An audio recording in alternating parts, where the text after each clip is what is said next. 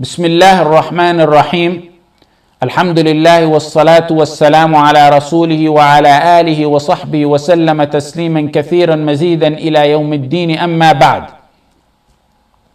If you look in the chain of verses in the Quran, you're going to find that there's in Surah Al-Baqarah, you're going to find the series of verses on Ramadan. يا أيها الذين آمنوا كتب عليكم الصيام. Second verse is أياما معدودات. The third verse, شهر رمضان الذي أنزل فيه القرآن. 3 verses after each other, consistent on matters directly pertaining to fasting. Suddenly you get to the 4th verse, it's out of topic. It's about dua. وَإِذَا سَأَلَكَ عِبَادِي عَنِّي فَإِنِّي قَرِيبٌ أُجِيبُ دَعْوَةَ الدَّاعِ إِذَا دَعَانِ. Then you go back to the 5th verse, أُحِلَّ لَكُمْ لَيْلَةَ الصِّيَامِ. It goes back to the rules and regulations of fasting. Why was there a verse on dua in between a series of verses directly speaking about fasting? Why would Allah put a verse off topic? Is it off topic? Impossible. Every aspect of the Quran is perfected. There's a break in the verses of the Quran pertaining to the topic of fasting to draw your attention. To draw your attention to the importance of dua, that Ramadan is the month of dua. There's times dua is more likely to be answered. And Ramadan is one of the best seasons for that. Look deeper into that verse. وَإِذَا سَأَلَكَ عِبَادِي عَنِّي فَإِنِّي قَرِيبٌ أُجِيبُ دَعْوَةَ الدَّاعِ إِذَا دَعَانِ. 14 times in the Quran you're going to find, and they ask you, and if they ask you. يَسْأَلُونَكَ وَإِذَا سَأَلَكَ. 13 يَسْأَلُونَكَ and 1 وَإِذَا سَأَلَكَ. And every one of the times when Allah says, and they ask you, you're going to find قُل, and tell them. And tell them, except one time in the Quran which is about dua. And every one of them, consistent, and tell them except in dua. If they ask you, there's no and tell them. It comes without and tell them. It's trying to convey to you pure tawheed. That this is a relationship between you and Allah directly. Not even the Prophet ﷺ. No messenger, no wali is between you and Allah. The dua is direct between you and Allah. It's complete tawheed, pure tawheed. And that's why there's no qul in it. The dua is answered at all times in all situations. Allah answers at all times. Days, nights, evening, all situations. Stand and sit and laying in bed. In wudu, out of wudu. It doesn't matter. But there are times and situations where dua is more likely to be answered. And let's take some of those tips so we can perfect our dua in this month of dua. And not only that, but we're never going to stop making dua after, inshaAllah ta'ala. First, pursue the special times. For example, the days of Arafat, the Ramadan, the month of Ramadan, the 1/3 end of the night, when it rains, when after Iqamah, after they make Iqamah, between Adhan and Iqamah, a fasting person, 1/3 end of the night, Allah descends to the heaven closer to the earth and asks, is there anyone who needs anything? Is there anyone who needs to be forgiven so I can forgive him? The more you combine of these special times and situations, the more likeliness the dua will be accepted, inshaAllah. Combining Ramadan, for example, with the night of Laylatul Qadr, with sujood, prostration, with the 1/3 end of the night, and look how amazing that is. Special times and special situation. So that's the first issue. Second one is, you can make dua anytime, in any situation, but be formal sometimes. For example, sometimes go make wudu and plan it. It's like a day. Plan it. Go make wudu and pray 2 rak'ah. Face the qibla. Be formal and raise your hands. The Prophet ﷺ, Sahih Muslim, raised his hands once until his armpits were showing. The whiteness of his armpits were showing. Sometimes he raised it close to his chest. Sometimes he don't make dua with his finger. It's proper to make dua with your finger. إِنَّ اللَّهَ حَيِّيٌّ كَرِيمٌ يَسْتَحِي مِنْ عَبْدِي إِذَا رَفَعَ يَدَيْهِ أَنْ يَرُدَّهُمَا صَفْرًا. Allah, the ever-living, the most حَيِّيٌّ كَرِيمٌ, the generous. If a man raises his hand in supplication, he will be ashamed to turn his hands disappointed or empty. يَسْتَحِي أَنْ يَرُدَّهُمَا صَفْرًا means zero. He would never turn your hands zero. He's ashamed to do that. Abu Darda used to say, raise your hands to Allah before they're fettered in chains. The next point, make dua in a voice not too loud or not too low. When the Sahaba raised their voice out loud, the Prophet ﷺ said, Ya ayyuhan nas, inna alladhi tad'un, laysa bi asam wala ghaib. In Sahih Bukhari and Muslim, he said, you're not calling someone who's deaf or absent. And likewise, وَلَا تَجْهَرْ بِصَلَاتِكَ وَلَا تُخَافِتْ بِهَا أُدْعُوا رَبَّكُمْ تَضَرُّعًا وَخُفْيًا. Verses that mean neither not loud nor low. Follow way in between. And that's how one of the manners of dua is. Zakaria, when he praised Allah, Allah praised him for keeping it in between, keeping his voice in between. إِذْ نَادَى رَبَّهُ نِدَاءً خَفِيًّا. A next point on dua. Don't try to overly make dua rhythmic, like a poem. It doesn't really necessarily happen a lot in English. If it happens normally, okay, but to go out of your way and do it, that's wrong. That doesn't happen a lot in English, it happens a lot in Arabic. It's called sajah, where they try so hard and go overboard in trying to make their dua rhythmic. Allah in the Quran says, "Id'u rabbakum tadarru'an wa khufya, innahu la yuhibbul mu'tadin." He doesn't like, when he talks about dua, he said at the end, he doesn't like those who transgress in dua. Some of the ulama consider this transgression, like saying Rahman, Quran, Insan, Bayan, and going out of your way in doing that. Now, even though it's not an issue in English, why I mention it is there's a lesson to it. Why it's disliked by the Salaf, including a direct statement by Ibn Abbas in Sahih Bukhari where he tells his servant not to do that. It's because it takes out of the humility in dua. You need to communicate your dua to Allah sincerely and humility in a way you feel best comes out of your heart. That's the point of dua. It's not about being eloquent. That's not how it works with Allah.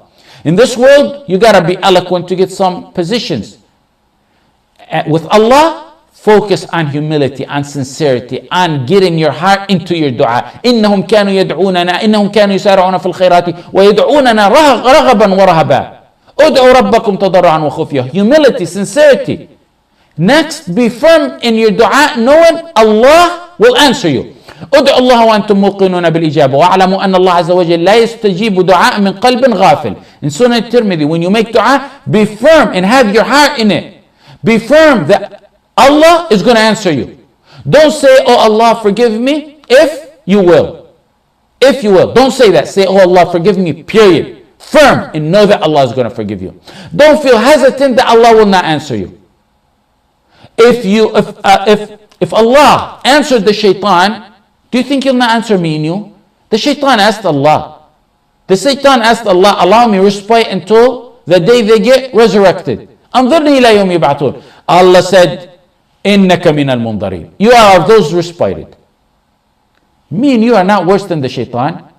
No matter what we did, we're not worse than the shaitan. Even though we have mountains and mountains of sin. If Allah did not reject the dua of the shaitan, will He reject my dua and your dua? Even though non-believers asked Allah, mushrikeen, worship statues, asked Allah sincerely at one point, Allah answered them. When they were in the oceans, in the currents, in the wind was about to drown them, they turned to Allah alone. They left shirk and turned to Allah alone for a moment. Those were people associated partners to Allah. People who Allah knew as soon as He takes them to the shore, they're going to go back to associating partners to Him. Yeah, when they sincerely, for moments, invoked Allah subhanahu wa ta'ala, He responded to their dua. If He responded to the dua of the mushrikeen, who for a short period of time did dua sincerely, you think He will not answer the dua of the muwahhideen? Be persistent in your dua. And this is the A and B. When we say be persistent, it's A. First of all, make your dua in persistence. When you make it actually, when you ask Allah, ask Him over and over again. Plead and beg Him. In Sahih Muslim, the Prophet ﷺ used to make dua many times, 3 times. Ibn Mas'ud said, used to make it 3. Ask Allah 3 times. That's in making the dua. Then be persistent over time. If you don't get it overnight, don't give up. Make dua more and more. And don't you ever say, I'm making so much dua and Allah's not answering me. You negate your dua like that. يستجاب لأحدكم ما لم يعجل فيقول قد دعوت فلم يستجب لي فإذا دعوت فاسأل الله كثيرا فإنك تدعو كريما. In Hadith al-Bukhari Muslim, ask Allah a lot. There was some of the Salaf who didn't get what they wanted in 20 years. They said, we still have hope that Allah is going to answer us. Next point is start your dua and end it. And in between, find a spot to make salah on the Prophet ﷺ. Abu Sulaiman al-Darani said a beautiful statement. He said, start your dua with salah on the Prophet ﷺ and end it with salah on the Prophet ﷺ. Why? Look at how amazing his statement was. He said, because the salah on the Prophet ﷺ is automatically accepted. And the most generous, Allah is not going to accept the beginning and the end and leave out the middle. Always make salah on the Prophet ﷺ in the beginning and end and the middle of your dua. In Sahih al-Tirmidhi, and Ibn Kathir said it's authentic, it's changed, it's authentic. Umar ibn al-Khattab radiallahu anh said, dua is suspended between the heaven and the earth. None of it is taken up until you send your blessing on the Prophet Muhammad sallallahu alaihi wasallam. This may be a personal statement by Umar ibn al-Khattab, because Umar said it. He didn't say the Prophet sallallahu alaihi wasallam said it. But the rule on such personal statements is that they are considered attributable to the Prophet ﷺ, because these are matters of deen. There's no way Umar came up with this on his own. It's a rule on this matter in similar hadith like this. Al-Bayhaqi narrated a similar statement by Ali in Shu'ab al-Iman. In Shu'ab al-Iman said, Ali radiallahu anh said also, like the one on Umar, every dua is not responded to until one sends his blessing out the Prophet Muhammad sallallahu alayhi wa sallam. This hadith is also narrated by Baqi ibn Makhlad, from Ali marfu', meaning that Ali said the Prophet ﷺ said it. So it's all attributed to the Prophet ﷺ and by Baqi ibn Makhlad. Do you know who Baqi ibn Makhlad is? Baqi ibn Makhlad is the one I gave a talk, and I think a lot of you were in that talk. The man whose dua got accepted for a prisoner who was taken, and when he made dua, the shackle kept breaking until they finally released him. They said, someone's been making dua for you. Listen to, I think the brothers uploaded that talk. The final matter is, work on your internal matters.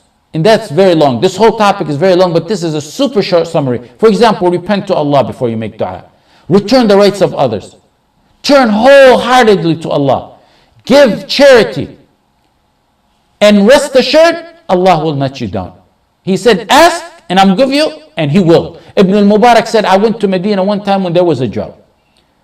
People went out to make istisqa for a very long time. One day I went to the masjid, I sat next to a black man. He was wearing khash, which is stack clothes, which is rough clothes made out of camel's hair or goat's hair. People had gone for a long time. Allah didn't answer, and I sat next to this black man. Happened to sit in the masjid next to the black man. His clothes was wrapped around his waist and one on his shoulders. And I heard him say, Ya Allah, you blocked the rain on the people to teach the sinners a lesson. Ya Halim, Ya Allah, Ya Halim, Ya Allah, Ya Halim, Ya Allah, the one whose servants see nothing but good for him. Grant them rain. Give them rain now. Give them rain now. Now. Now. He kept saying now. As-sa'a, as-sa'a. Ibn al-Mubarak said, he kept saying as-sa'a, as-sa'a, until clouds came from every direction and it began to thunder and rain all over. The giants of the ulama had been going for some time making istisqa. The rich, the poor, the leaders, the laymen. Yet this neglected black man with stacked clothes, the poorest of poorest clothes that they wore at the time, raises his hands in dua and Allah answers him. My brother and sister, as members of the Islamic Ummah, you're held accountable for your shortcomings to your wrong Muslim, the ones who are oppressed. Don't ever let a day go by where you make dua for you, for your family, for your loved one, but also every day include the oppressed and wrong Muslim. So at least when you stand before Allah, you said, Ya Allah, I made dua. Ibn al-Mubarak went to visit Al-Fudayl ibn Iyad after this incident. Both giants, both imams. Al-Fudayl looked at the face of Ibn al-Mubarak. He said, what's wrong, Ibn al-Mubarak? He said, there's other matters that beat us in. People beat us. He told them the story. They were agonized at how people worshipped Allah in secrecy, that they beat them, that they got their dua answered. When he told Al-Fudayl ibn Iyad shouted and fell unconscious. A brother showed me a clip a few days ago of a group of Muslims being in a cell. And a judge, with his chest up high, arrogant, issued the order on those that they be executed. Muslims, a group of wrong Muslims. They walked out and he walked out. They went to prison, he went. The days went on. The clip actually shows then that man, one of them, talking. He said, we made Allah, dua to Allah sincerely, that He grant us release from prison with honor. And we persistent on it. And you know, when you're secluded and alone and solitary and you're tormented and tortured, the dua comes from the deep down bottom of your heart. He said, we thought someone one day was going to just come and dig us out of the prison. Or the prison's going to bust open and break, or earthquake is going to break. We didn't know how it was. We knew Allah was going to answer our dua. Suddenly one day someone comes with a key and opens the door. He says, you're free to go home. The world has changed. The leader of the country for a decade is gone and you're free to go home. In this month, activate your ibadah of dua. When you make dua, when you ask Allah, other than all the benefits you're going to get, merely asking Allah, you get reward for. You know how you get reward for reading Quran? You get reward for dhikr. You get reward just for dua. Other than answering your dua, I'm saying. Yes, Allah will answer your dua, but you get a bonus on top of that, that you get reward for merely because it's a ibadah. It's a ibadah. Ad-du'a huwa al-ibadah. So ask Allah and supplicate and turn to the one whose doors never close. Tomorrow we will continue on this topic, inshaAllah ta'ala. Ya dhal wajh al-akram. Ya dhal wajh al-akram. Wal-ism al-a'zam. Wal-atiyyat al-juzla. We ask you to hasten the release of all our wronged brothers wherever they may be. سبحانك اللهم بحمدك نستغفرك ونتوب إليك وصلى الله على سيدنا محمد وعلى آله وصحبه وسلم وجزاكم الله خيرا.